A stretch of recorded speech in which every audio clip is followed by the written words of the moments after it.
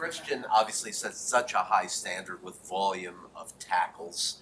Do you measure the way he's playing at all with tackle volume because he's on a pace that's much lower than the 89, 98 the last 2 years? Or is that not important at all to you? No, it's really not. I mean, obviously, playmaking is something that we're focused on, but at the end of the day, it's affecting the game, playing with the techniques and the fundamentals, with the alignments and the assignment we're asking you to do.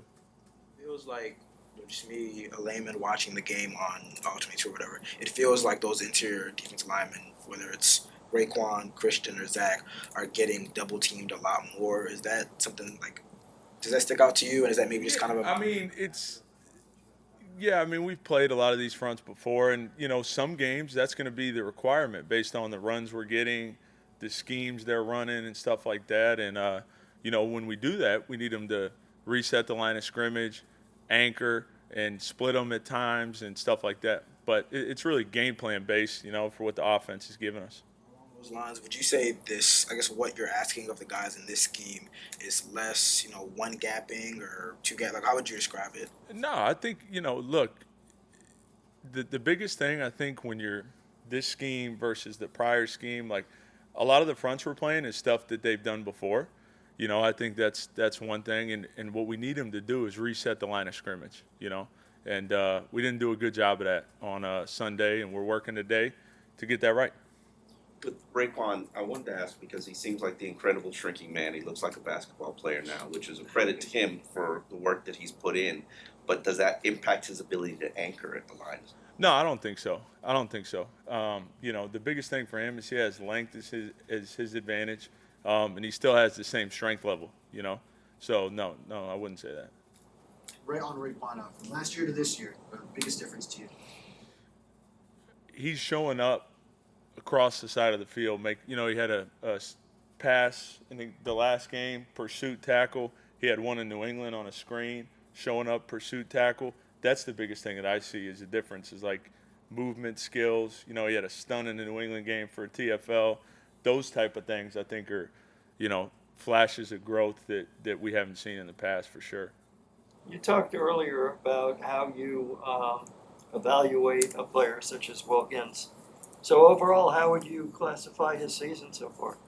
I'd say he's okay. I think, and really to speak to him and our group, we've had 2 games where we're playing close to the standard we want to play at, and 2 games where we haven't.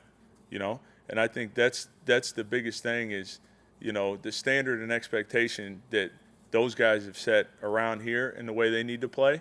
We need to meet that every day. And I think that's the focus on practice today and moving forward with the Giants this week. And with Davis, you would assess his season so far how, Austin? Yeah, I think, Raekwon's been able to align in different spots than he has in the past, which I think is a credit to him. And I think, how he played in the New England game is how he wanted to play all the time. And I think a lot of that is us putting him in good position, and the inconsistencies with the group. I got to coach it better, man. That's the bottom line. And I take full accountability with that. And I know these players do too. That there's not a lack of effort. There's not a lack of work. But it's got to be more consistent.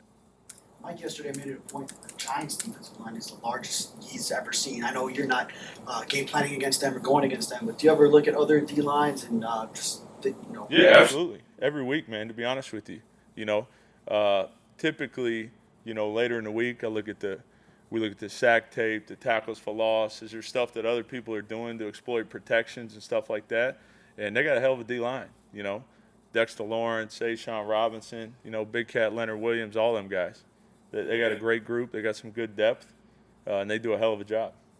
That just kind of brought something to mind. So you said later in the week you'll watch tape of other defensive lines.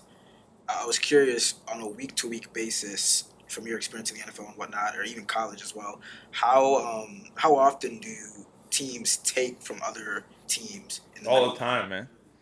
It was always someone's idea. In this game, you take like Coach Fangio. He's been around for a long time.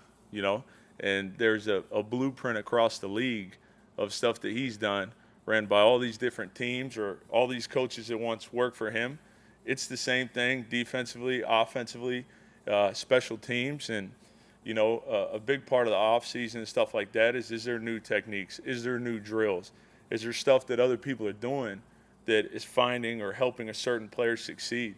You know, I learned a phrase from Pete Jenkins: "Got a problem, get a drill, fix it," and that's a focus of ours. You know, and that's daily because this game is changing. You know, it's evolving every day. It's evolving every week. Yes, there's coordinator histories and stuff like that, and offensive line coaches we've played in the past and specific players. But at the end of the day, we're looking for the winning edge every week. I just always find it interesting when like you see a play and then next week you see another team like run the same exact play. And it's like it's not really from their usual offense. So I was curious. Yeah, if it works, man, give it a try. You know, especially I think the biggest thing, like with pass rush and stuff, is you got to have the tools and the guys. If you're going to do something like that, and you got to put them in the right spots for whatever they're best at, for that specific thing you're stealing. But here at the Dolphins, Coach Fangio's been around for a long time, and he's got everything under the sun. What's the quality of snaps you're getting from Deshaun Hand? Yeah, you know, D Hand, I think the biggest thing he's done is just come in and work. And as a run defender, he's provided good anchor. You know, last week he went in there, I think he had 16 plays, had a couple tackles. He's getting better each week, you know, and he came in, you know, I don't know, second week of training camp maybe, basically off the street since March. So, you know, pleased with what he's doing. He's tough as nails, smart guy. Wanted to be a civil engineer at Bama. Great kid, love him.